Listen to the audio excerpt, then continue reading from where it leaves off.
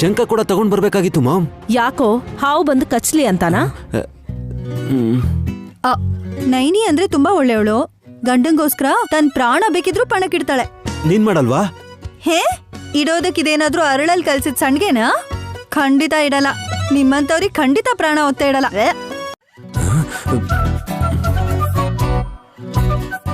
ಇಂಥವ್ರು ಅಂತ್ಯಲ್ಲೇ ವಲ್ಲಭ ನಿನ್ ಗಂಡ ಅಲ್ವಾ? ಹೌದಾ? ನಿಜಾನಾ? ನೀನ್ ಜೋಕ್ ಮಾಡ್ಬೇಡಮ್ಮ. ಅಲ್ಲಿ ನೋಡು, ಗುರುಗಳು ಬರ್ತಾ ಇದಾರೆ.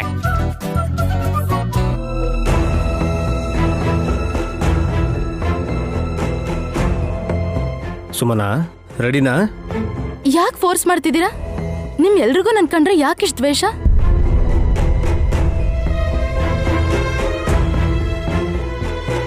ತಮಾಷೆಗೂ ನೀನು ಹಾಗೆ ಹೇಳ್ಬೇಡ ಸುಮನಾ. ಇಲ್ಲಿ ಗರ್ಭಿಣಿ ಹೆಂಗಸು ನೀನೇ ಅಲ್ವಾ?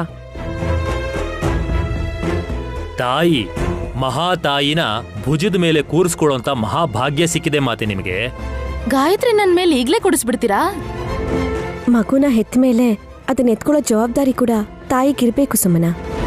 ನನಗ್ ಮಕ್ಳಾದ್ರೆ ನೆಲದ ಮೇಲೆ ಒಂದು ಕ್ಷಣನೂ ಬಿಡಲ್ಲ, ಎತ್ಕೊಂಡೇ ಇರ್ತೀನಿ.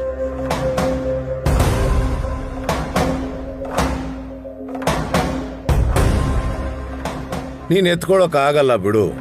ನನ್ ಮಗು ನಾನ್ ಯಾಕೆ ಎತ್ಕೊಳಕ್ಕಾಗಲ್ಲ? ಈಗ ನಿನ್ಗೆ ಅರ್ಥ ಆಗೋದಿಲ್ಲ. ಆಗ ಯಾರು ಹೇಳ್ಬೇಕಾದ ಅವಶ್ಯಕತೆನೂ ಬರಲ್ಲ.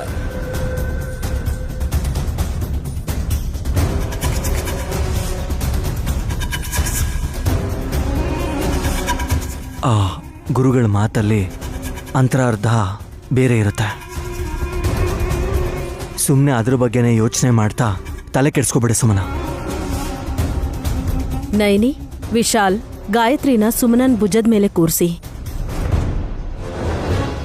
ಸುಮನ, ಹುಷಾರಾಗಿ ಹಿಡ್ಕೊ, ಕೆಳಗೆ ಬೀಳಿಸ್ಬೇಡ.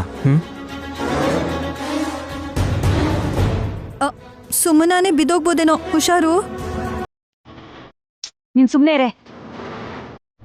ಇನ್ನೂ ಶುರುವೇ ಆಗಿಲ್ಲ, ಆಗ್ಲೇ ಅಪಶಕನದ್ ಮಾತಾಡ್ತಾ ಇದ್ಯಾ? ರಾಹುಕಾಲ ಬರೋಷ್ಟರಲ್ಲಿ ಈ ಕಾರ್ಯ ಮುಗಿಸ್ಬೇಕು. ಮಗುನ್ ಕೂರ್ಸಮ್ಮ.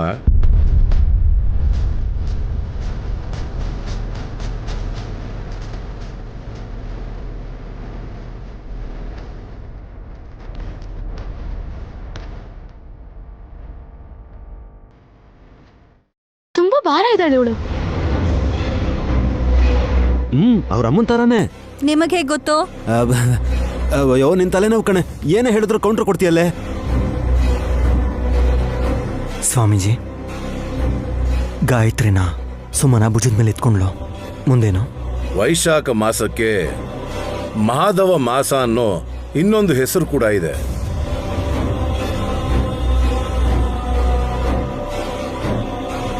ಹುಣ್ಣಿಮೆ ದಿನ ರಾತ್ರಿ ವಿಶಾಖ ನಕ್ಷತ್ರ ಬರುತ್ತೆ ಅನ್ನೋ ಕಾರಣಕ್ಕೆ ವೈಶಾಖ ಮಾಸ ಅಂತ ಕರೀತಾರೆ.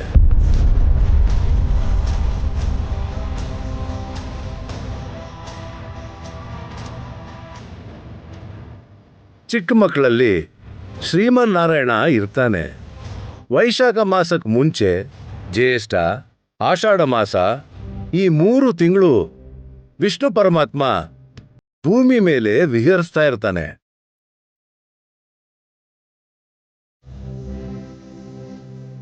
ಆ ಸ್ವಾಮಿನ ಗಾಯತ್ರಿಯಲ್ಲಿ ನೋಡ್ಕೊಂಡು ಭೂಪ್ರದಕ್ಷಿಣ ಮಾಡ್ತಿರೋ ಆ ದೇವಾದಿ ದೇವನಿಗೆ ಕಾಲ್ ನೋವು ಬರಬಾರದು ಅನ್ನೋ ಕಾರಣಕ್ಕೆ ಭುಜದ ಮೇಲೆ ಹೊತ್ಕೊಂಡಿದ್ದಾಳೆ ಸುಮನ.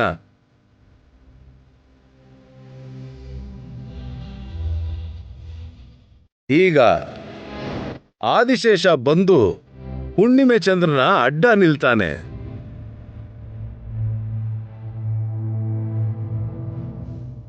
ಮಣಿರಾಜನ ನೆರಳು ಸುಮನ ಮೇಲೆ ಬೀಳ್ತಿದ್ದ ಹಾಗೆ ಪೊರೆನ ಪೆಟ್ಟಿಗೆಗೆ ಸುತ್ತಿ ಎಳಿಬೇಕು. ಸುಮನ, ಅರ್ಥ ಆಯ್ತಲ್ವಾ? ಎಲ್ಲದಕ್ಕೂ ಸಿದ್ಧವಾಗಿದೆ ಸ್ವಾಮಿ. ಒಳ್ಳೇದು. ನಡೆಯೋ ಅದ್ಭುತನ ಅಲ್ಲಿ ನೋಡಿ.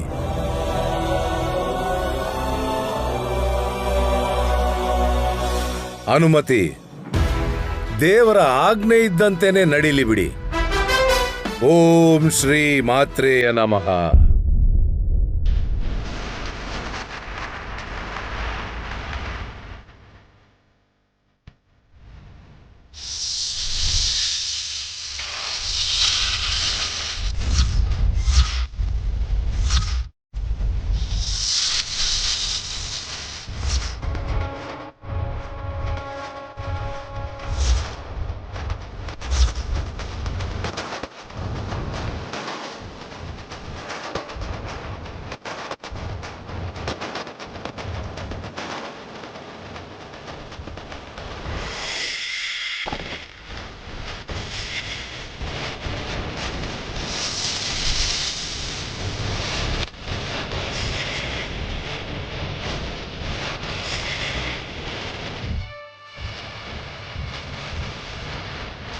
ಹೊರೆಯನ ಸುತ್ತಮ್ಮ.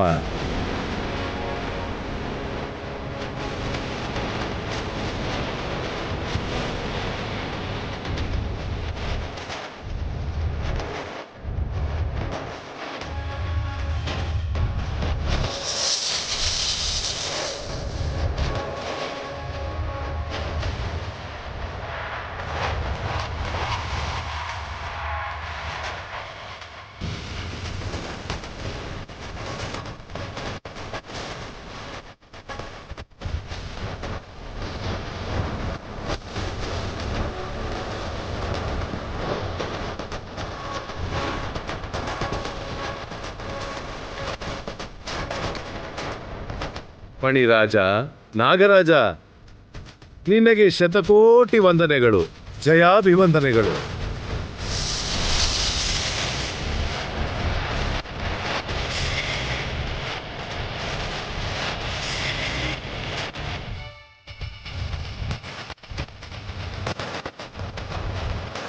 ವಿಶಾಲ, ಪೆಟ್ಟಿಗೆನ ತೆಗಿ. ಸರಿ ಸ್ವಾಮೀಜಿ.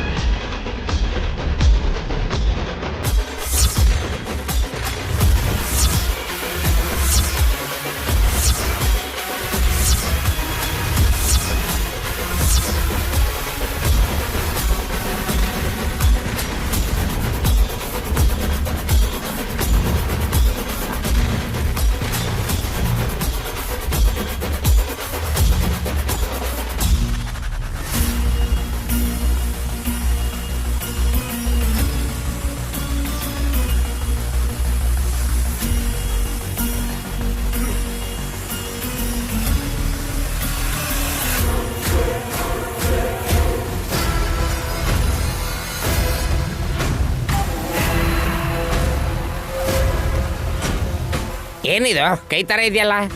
ರೇಖೆಗಳಿದಾವೆ. ಹಾ,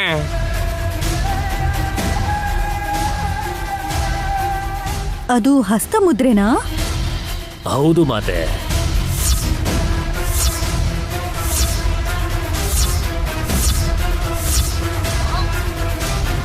ಯಾರ ಕೈ ಅದು?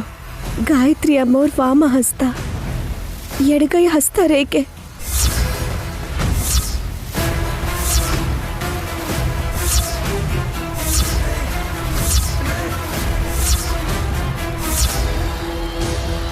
ಈ ಪೇಪರ್ ಪೀಸ್ಗೋಸ್ಕರ ನಾವ್ ಇಷ್ಟೊಂದೆಲ್ಲ ಏರ್ಪಾಡು ಮಾಡ್ಬೇಕಾಗಿತ್ತಾ?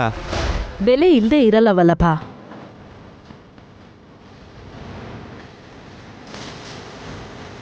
ಇದೆ.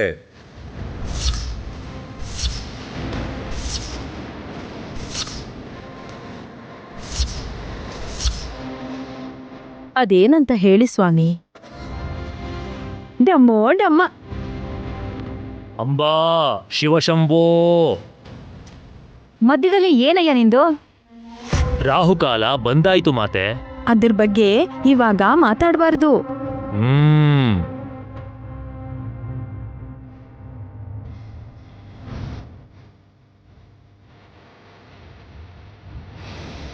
ಇನ್ನೂ ಎಳ್ಳ ನನ್ ಮೇಲೆ ಕೂಡಿಸಿದಿರಲ್ಲ, ಕೆಳಗಿಳಿಸಿ. ಹತ್ಬಿಡ್ತಾ ಅದಕ್ಕೆ ಹೇಳು, ಇಳಿಸ್ಬಿಡೋಣ ಮೊದಲು.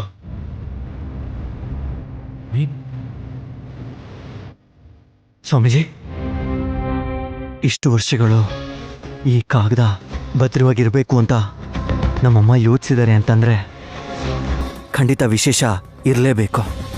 ಇದೇ ವಿಶಾಲ, ಅದು ಬರೀ ಕಾಗದ ಅಲ್ಲ, ಜೀವನ.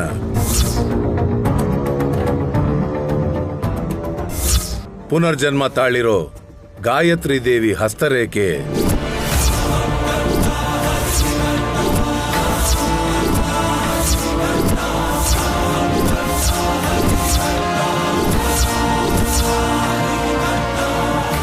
ವಿವರವಾಗಿ ತಿಳಿಸ್ಕೊಡಿ ಸ್ವಾಮೀಜಿ. ಆಗ್ಲಿ, ಆದ್ರೆ ಇದು ಸಮಯ ಅಲ್ಲ. ಆ ಹಸ್ತರೇಖೆಗಳನ್ನ ಹರಿದೋಗದೆ ಇರೋ ತರ ನೋಡ್ಕೋಬೇಕು. ಆಗ ಅವ್ರ ಕೈ ಸುಟ್ಟು ಹೋಗಿತ್ತು, ಈಗ ಹೆಚ್ಚು ಕಮ್ಮಿ ಏನಾದ್ರೂ ಆದ್ರೆ ಆಕೆನೆ ಸುಟ್ಟು ಹೋಗ್ತಾಳೆ.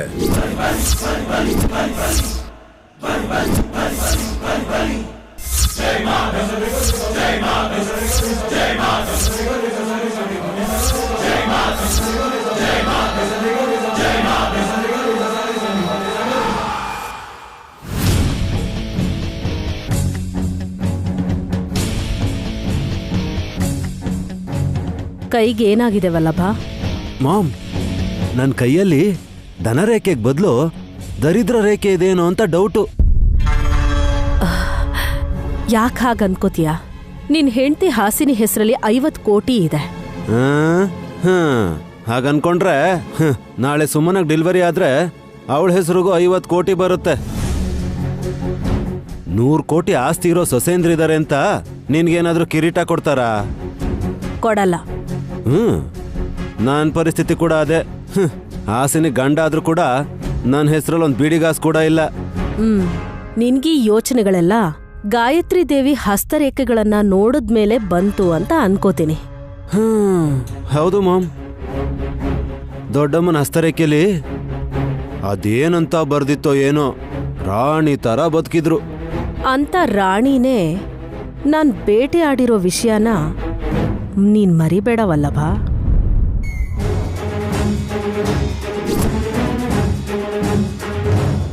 ನಿನ್ ಮಾಟ್ಗಾತಿನೇ ಮಾಮ್. ಏಯ್, ಸಾರಿ, ಟಂಗ್ ಟ್ವಿಸ್ಟ್ ಆಯ್ತು. ಬೇಟೆ ಆಡೋಳು ನೀನು. ಇಂಥವ್ರನ್ನೆಲ್ಲ ಮಟ್ಟ ಹಾಕೋದಕ್ಕೋಸ್ಕರ ನೀವು ಮತ್ತೆ ಹುಟ್ಟಿದ್ರೆ ಅನ್ನೋ ವಿಷಯ ಇವ್ರುಗಳಿಗೆ ಗೊತ್ತಿಲ್ಲ ಅಮ್ಮ. ನಿಮ್ಮ ಕೈ ರೇಖೆ ಇರೋ ಕಾಗ್ದಾನ ಈ ಮನೆ ಒಳಗಡೆ ಬರೋ ಹಾಗೆ ಯಾಕೆ ಮಾಡಿದೆ ಅಂತಂದರೆ, ಕೊಲೆಗಾರ್ತಿ ಆದೋ ತಿಲೋತ್ತಮ ಮಾಮ್ ನೆಮ್ಮದಿಯಿಂದ ಬದುಕದೆ ವಿಲ ವಿಲ ಒದ್ದಾಡ್ಲಿ ಅಂತ. ಏಯ್, ಗಾಯತ್ರಿ ದೇವಿ ಯಾವುದೇ ಕೆಲಸ ಮಾಡಿದ್ರು ಮೊದ್ಲೇ ಆ ಕೆಲ್ಸದ ಬಗ್ಗೆ ಚೆನ್ನಾಗಿ ಯೋಚನೆ ಮಾಡ್ತಿದ್ಲು. 22 ವರ್ಷದ ತನಕ ಆ ಪೆಟ್ಟಿಗೆ ಆಚೆ ಬರ್ದೇ ಇರೋ ತರ ಹುಷಾರಾಗಿ ನೋಡ್ಕೊಂಡಿದ್ದಾರೆ. ಮತ್ತಿವಾಗ ಅದು ಓಪನ್ ಆಗಿದೆ ಅಂದ್ರೆ ನಾವು ತುಂಬಾನೇ ಹುಷಾರಾಗಿರ್ಬೇಕು ಅಂತ ಅರ್ಥ.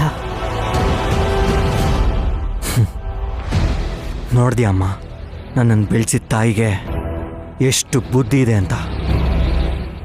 ಬೆನ್ನಿಗೆ ಚೂರಿ ಹಾಕ್ದವಳಿಗೆ ನೀವೇ ಸರಿಯಾದ ಶಿಕ್ಷೆ ಕೊಡಬೇಕು. ನನ್ನ ಕೈಲಿ ಮಾಡೋಕ್ಕಾಗೋದೊಂದೇ, ನಿಮ್ಮನ್ನು ನನ್ನ ಕಣ್ರೆಪ್ಪೆ ಥರ ನೋಡಿಕೊಂಡು ನಿಮ್ಮನ್ನು ಬೆಳೆಸೋದು. ದೊಡ್ಡಮ್ಮ ಇಲ್ಲಿದ್ದಾರೆ ಅಂತ ತಿಳ್ಕೊಂಡ್ರೆ ಅವ್ರ ಹಸ್ತರೇಖೆ ಇರೋ ಪೇಪರಿಂದನೇ ಅವ್ರನ್ನ ಸುಟ್ಟು ಹಾಕ್ಬೋದು. ಅಷ್ಟು ಬೆಂಕಿ ಸಾಕಾಗತ್ತೆ ಅಂತೀಯಾ? ಚಿಕ್ಕ ಮಗು ಮಾಮ್, ನಿಮ್ ತರ ಗಟ್ಟುಮುಟ್ಟಾಗಿ ಆಗ್ಬೇಕು ಅಂದ್ರೆ ಇನ್ನೂ ಒಂದು 25 ವರ್ಷ ಬೇಕು. ಅಷ್ಟ್ರಲ್ಲಿ ನಾವು ಮುತ್ಕರಾಗಿ ಹೋಗ್ತೀವಿ. ನಾವೇನಾಗಿರ್ತೀವೋ ಗೊತ್ತಿಲ್ಲ, ಆದ್ರೆ ಪುನರ್ಜನ್ಮ ಪಡೆದ ಆ ಗಾಯತ್ರಿ ದೇವಿ ಹಸುಗೂಸ್ ಆಗಿರೋವಾಗ್ಲೇ ಅವಳನ್ನ ಸ್ವರ್ಗಕ್ಕೆ ಕಳಿಸ್ಬೇಕು ಕಣೋ. ಮಕ್ಳಿಗೆಲ್ಲ ಸಪ್ರೇಟಾಗಿ ಸ್ವರ್ಗ ಇರುತ್ತಾ ಮಾಮ್?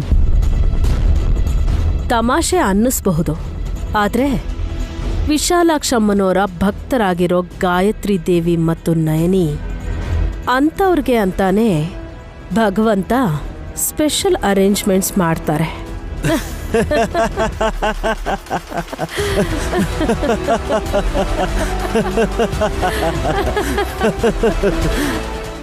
ಮಜಾ ಮಾಡಿ. ನೀವು ಅದೆಷ್ಟು ನಗ್ತೀರೋ ಮುಂದೆ ಅಷ್ಟೇ ಅನುಭವಿಸ್ತೀರಾ. ಅಮ್ಮ, ಹೋಗಣ್ವಾ. ಇವ್ರಿಗೊಂದು ಗತಿ ಕಾಣಿಸೋದಕ್ಕೆ ನೀವು ತಯಾರಿ ಮಾಡ್ಕೋಬೇಕು.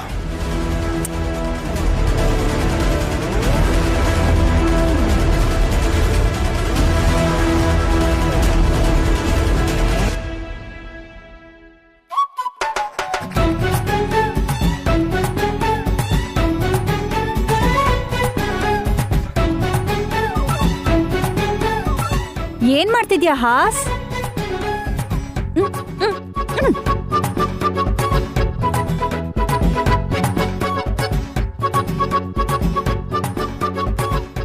ಏನ್ ಹೇಳಿದ್ಲವಳು? ಏನು ಅನ್ಲಿಲ್ಲ. ಪೇಂಟಿಂಗ್ ಮಾಡ್ತಿದ್ದೀನಿ ನೋಡಿ, ಖುಷಿ ಪಡಿ ಅಂತ ಹೇಳ್ತಿದ್ದಾರೆ ಹಾಸಿನಿ ಅಕ್ಕ.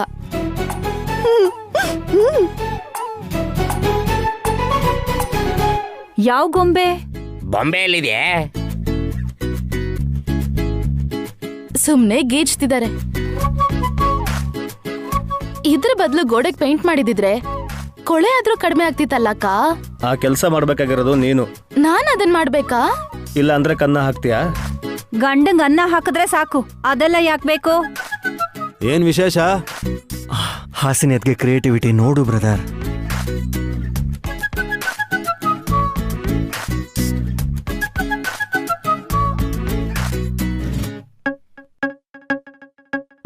ಎಮ್ಮೆ ಸೆಗಣಿನ ಕತ್ತೆ ಏನಾದ್ರೂ ತೆಗೆದು ಗೋಡೆಗೆ ಹೋದ್ರೆ ನೋಡೋದಕ್ಕೆ ಹೀಗೆ ಕಾಣುತ್ತೆ. ಅನುಭವದಿಂದ ಹೇಳ್ತಿದ್ದಾರೆ ನನ್ನ ಹಸ್ಬೆಂಡು. ನನ್ ಮಗ ಕತ್ತೆ ಅಂತ ನೀನ್ ಹೇಳ್ತಿದ್ಯಾ? ಸಾರಿ ಅತ್ತೆ, ಅವರು ಗಂಡ್ಸೆ ಅಂತ ಸಮಾಜ ಗುರ್ತು ಹಿಡಿದಿರೋದಕ್ಕೆ ಎತ್ತು ಅಂತ ಹೇಳೋದೇ ಸರಿ. ಹೇಯ್, ತಲೆ ಕೆಟ್ಟವಳೆ.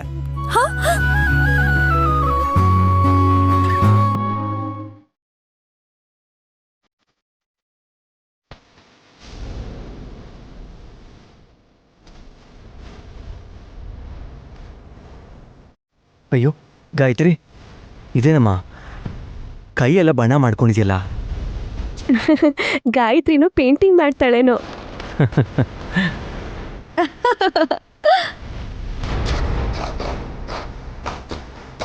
ಗಾಯತ್ರಿಗೆ ಬ್ರಷ್ ಕೊಡು ಬ್ರೋ. ಬೇಡ್ವೋ, ಹಾಳು ಮಾಡ್ತಾಳೆ. ಇದರಲ್ಲಿ ಹಾಳಾಗತ್ತೆ ಗೀಳಾಗತ್ತೆ ಅನ್ನೋದು ಏನೂ ಇಲ್ಲ. ವೈಟ್ ಪೇಪರ್ ಮೇಲೆ ನಿನ್ ಕೈ ಸ್ಟ್ಯಾಂಪ್ ಹಾಕು ಅಂತೆ ಬಾ.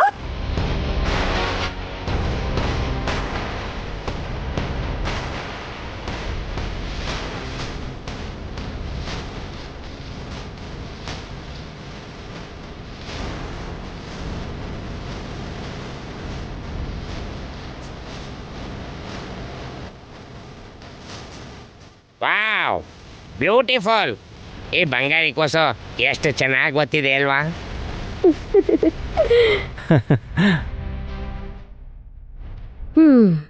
ಕಲರ್ ವೇಸ್ಟ್ ಮಾಡಿದ್ರು ನಿಮಗ್ ಖುಷಿ ಆಗುತ್ತೆ ಅನ್ಸುತ್ತೆ. ಚಿಕ್ಕ ಮಗು ಅಲ್ವಾ ಅತ್ತೆ, ಇಷ್ಟಕ್ಕೂ ಇದಕ್ಕೆಲ್ಲ ಲೆಕ್ಕ ಹಾಕ್ಬಾರ್ದು ಅತ್ತೆ.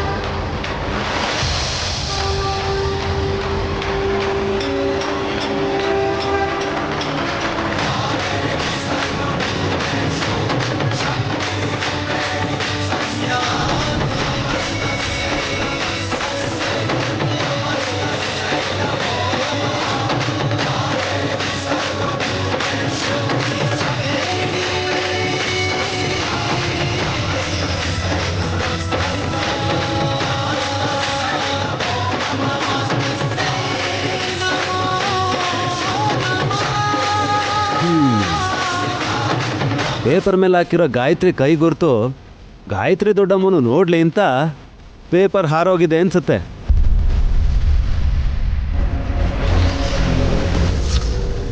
ಗಾಯತ್ರಿ ಅಕ್ಕನ ಜೀವನದಲ್ಲಿ ಯಾವ ಕಪ್ಪು ಚುಕ್ಕೆನೂ ಇರಲಿಲ್ಲ. ಅಂಥದ್ರಲ್ಲಿ ಫೋಟೋಗೆ ಯಾಕೆ ಕಲೆ ಅಂಟ್ಕೋಬೇಕು? ಆ ಪೇಪರ್ನ ತೆಗೆದು ಬಿಸಾಕಿ. ಆ ಪೇಪರ್ ಮೇಲೂ ದ್ವೇಷನಾತೆ ನಿಮ್ಗೆ? ಪ್ರೀತಿ ಹಾಸಿನಿ, ನಿಮಗೆ ಅರ್ಥ ಆಗ್ತಿಲ್ಲ ಅಷ್ಟೇ.